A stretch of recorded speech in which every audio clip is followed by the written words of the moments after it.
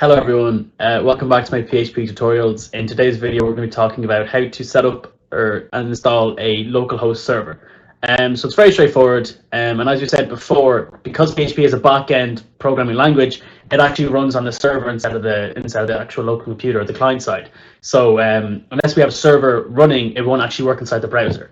So for today's video, we're going to use XAMPP. That's what I use, that's what I'm used to, but there's plenty more out there, but I'd recommend XAMPP. I had no problems with it.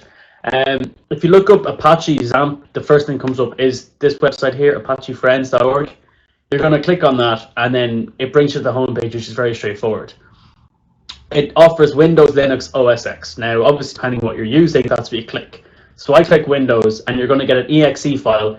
You run that, and the setup is very straightforward. And then once you get that, then you're going to want to install it in your C drive. That's what I'd recommend. And then once you do that, it's going to be here. You click on XAMPP, and you're going to find all these files here.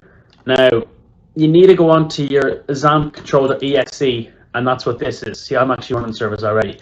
But what I'd recommend is that once you click onto this, go onto config, and you're going to see Apache and MySQL. Now, they won't be clicked for you by default, but you'd want to click them, and what it means is that every time you click on the control panel, it's going to start Apache and MySQL, and you need the two of them to be running in order to use PHP inside your browser. I'd also recommend pinning your XAMPP to your taskbar like this, like if I close that there. So once you click this, it's going to start the two automatically. So if you're a software developer or using it for college like I was, you're going to be running a lot, so just click that, and then it just makes it a lot easier for yourself. So once you have that done, you're going to want to go to htdocs. Now, htdocs, again, I'd recommend pinning it to your quick access, because you're going to be using this a lot also, because this is where you're going to find all the root directories of your projects. Now, jQuery Solutions is one of my projects, and Tennis Club is one of my projects. The other files, I don't know, I just ignore them, to be honest.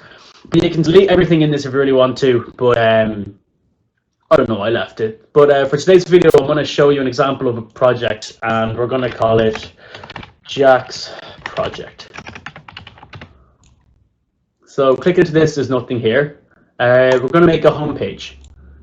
So text document, index, and then call it .php. Now, ignore this. This is just basically warning you, you're going to change from a text file to a PHP file, but that's what we want.